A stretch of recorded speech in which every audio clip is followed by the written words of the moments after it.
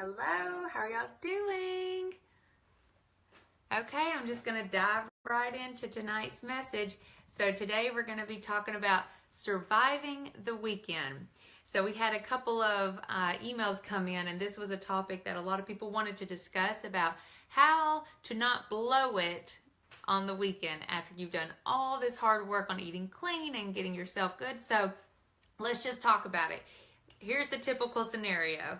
Okay, you eat great for 4 to 5 days, the weekend comes, and then you have a snack out. And I like to call a snack out is when you kind of black out while you're snacking, and the next thing you know, you just ate half a bag of chips or half a jar of cashew butter, and you don't even remember doing it. And then at that point, you just give in, and you're like, you know what? Life is short. Why not eat the cake? And so then you start eating the donuts and the cookies and your kids' french fries and then the buttery popcorn and then the fried chicken strips. No, you have got to snap out of it. We've got to get back on track. Okay, so now it's Monday. You're back at your daily work life. You're back into it, and now you feel bloated and cranky. You have a headache, puffy eyes and fingers. You don't have any energy because you've kind of snacked out all weekend, and then someone brings in chocolate candies for you and your staff, and you think, why not? It's just Monday. I'll just eat clean tomorrow.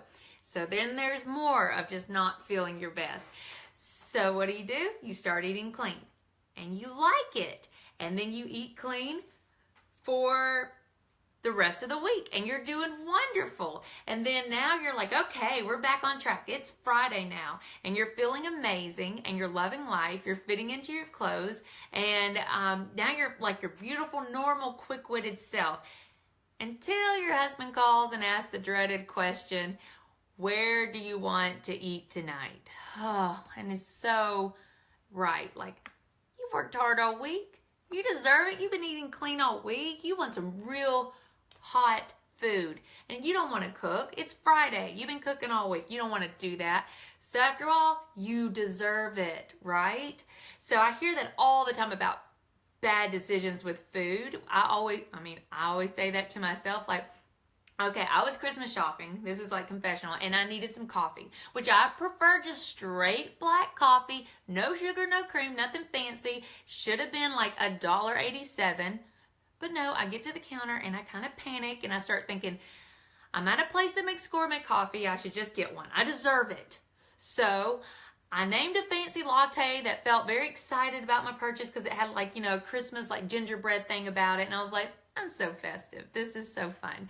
And so I drank it, and it didn't even taste that great. And I was like, it's fine. It was $10 and it was amazing. And then I was over it and I, sucked it down like it was, gold. And then I just kept saying, I deserved it. So I pretended to love it because I deserved it. And then a few hours later, I felt sluggish and my stomach started hurting. And it was like,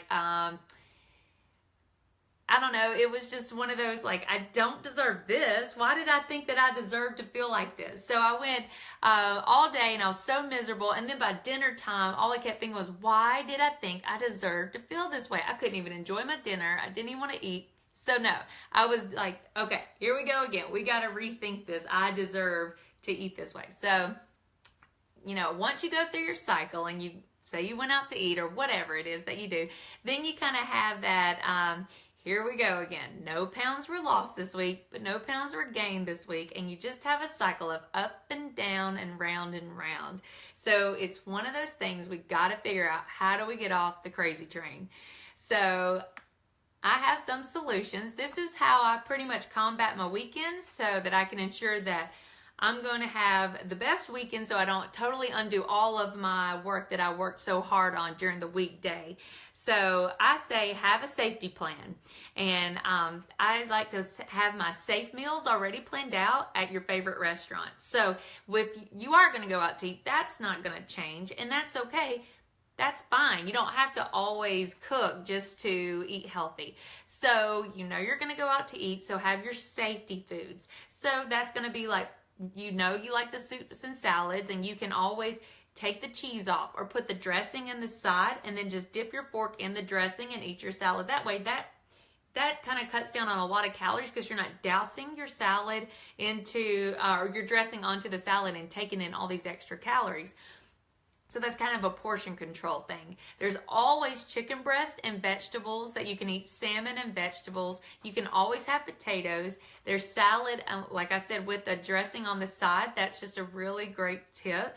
And then you can choose like no croutons, no cheese or something like that, or you can ask for all of that to be placed on the side. That way you have the most control over what's going into your plate, because if you have the problem of eating everything that's in front of you, well then don't let it even come if that's the thing. And some people, they really like the idea that they're going to make 2 meals out of it. So they split their whole meals in half and put one half in the to-go box and then eat that other half.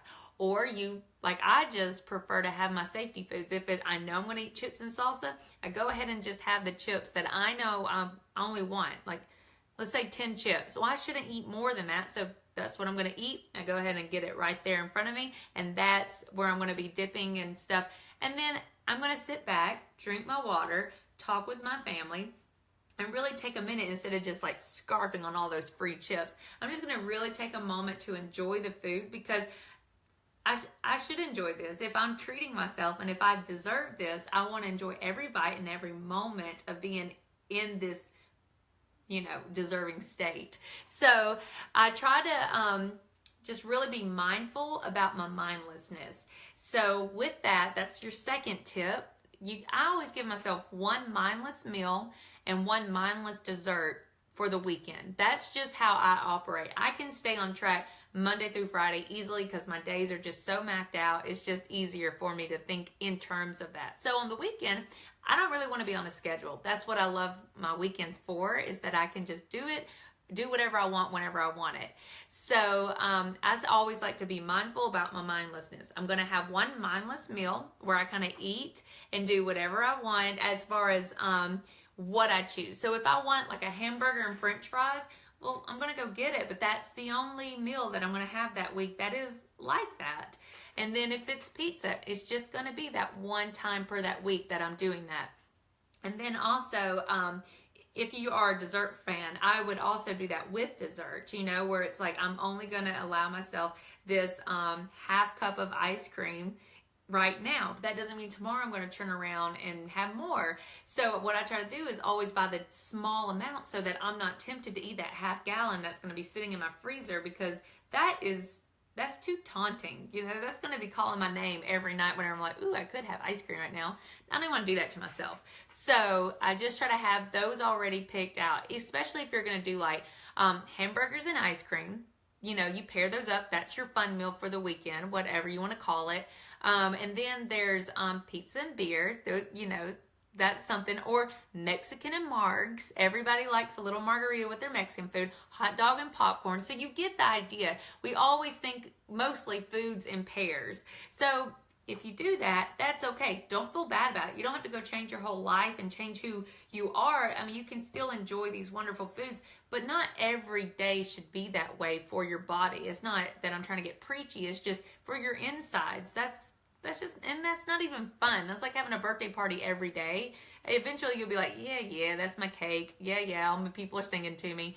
No, you want to enjoy it. Live in the moment. Be in the total moment of your food.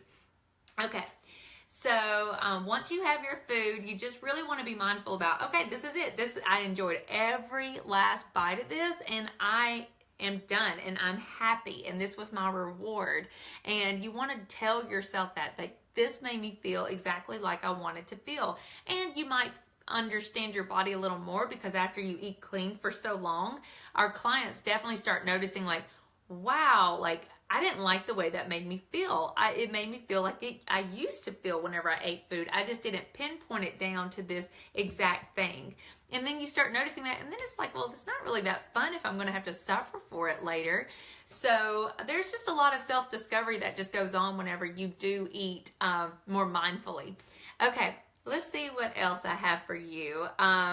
You want to think of food differently. So talking about that reward system, I know we bring that up so often, but you don't want to make food your reward. You don't want to make food a comfort. You don't want to make food anything with your emotions. Food's food. Food is there to fuel you. Food is medicine to your body. That's all food is. It is just something to keep your organs going so you can live. But whenever you start making it a reward system, you kind of get into a sticky situation because there's so much chemical imbalances that happen that support your theory that, oh, that bread made me feel so good. Well, then you're always going to want bread because you always want to feel good, but you're going to crash. So there's a whole scientific imbalance that goes on there. So start making broccoli your reward. Broccoli is your reward now. You start thinking of all the good things when you eat broccoli, of all the good things it's doing for your skin, your hair, your nails, your intestines, your digestive system, just how it makes you feel when you don't feel bad, and how it does keep you fuller longer. You know, really make that your reward. Start thinking of food differently. Okay, conquer one task. So here's the thing. Every weekend, make a goal that's non-food related, nothing about food, but about you. Do one thing that feels good for you. So whether that's working out, meditating, doing some yoga, or taking a hot bath, do something and do it first thing. As soon as you wake up, go ahead and reward yourself and get that out of the way. If it's you've been thinking all week like, oh, I need to work out. Instead of just beating yourself up and then laying around on Saturday, wake up and go on that run and then see how you feel the rest of the day. And then you'll question like, why didn't I just do that days ago? I feel so much better. I'm in so much more control of myself. And you're going to be so proud of that one little reward that you gave yourself, like running, that why would you go blow it on just eating all day and undoing that really good work you did for yourself. So I say as soon as you wake up on Saturday, get that goal knocked out of the way just so you can move on with your life instead of living in regret all the time. Regret and guilt. Gosh, who wants that? Okay, so what I do, here's like a trick that isn't going to be in the newsletter. This is just for all you Facebook Live people. What I do, as soon as I wake up on Saturday, I make my first thing I put into my body something that's going to satiate me and hold me over all day. So my very first thing I do is I have my coffee, but I put a big old, I think about 2 tablespoons of coconut oil into my coffee, and I let it dissolve and I drink that. That fat is just going to make me feel fuller so much longer, and I don't even crave breakfast. I mean, which is good. I'm not saying breakfast is bad, but it controls that whole hunger thing that you can get, especially if you eat like a protein bar and then 30 minutes to an hour later you crash really hard and you got to eat again instead of just going on that thing. But I also pair mine with fruit. So I try to find fruit that's going to hold me. So I have like bananas. Bananas are always great. They're filling. I eat a lot of grapes, a lot of just berries, pineapples, things like that. And I just snack on that in the mornings, especially when I'm hungry. And eggs, I'm not against eggs, so I really am a supporter of the egg family. But all of that stuff is just going to provide your body with nutrients, and then you're going to feel so much better. And then that way, whenever you go have dinner, you're going to, God, I'm a little bit klimt talking about it. But anyway, so that way, what you're going to do is once you are starting your day off with a really good breakfast, you're not going to have all these cravings and crashes throughout the day. All right, and then most of the times you're dehydrated, and so you want to drink a lot during the weekend, because a lot of us drink a lot during the weekday because at our work we're probably kind of prone to keeping a glass of water on our desk. Well, what you do on the weekends is you tend to not have your water with you. So oftentimes that's disguised as hunger. So thirst can really just, when you're thirsty, it can be disguised as hunger is what I'm trying to say. So whenever you're hydrated over the weekend, you'll probably get hungry. But anyway, so the thing is you want to cut down your sugar, your salt, and your sodas, and all of that will really help, and the alcohols, and that will really help you not feel hungry. And you just want to keep hydrating with fruits, vegetables, and water throughout your weekend. Okay, that's my tip. I hope it helps you survive your weekend. I want you to email us for any more information you'd love for us to talk about.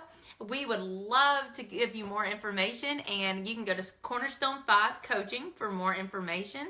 And always feel free to email us, and we have a lot of good meal plans out there. We'd love to help you, but just message us. This is what we love to do. And if you have any more questions, please feel free to reach out to us. Thank you, guys.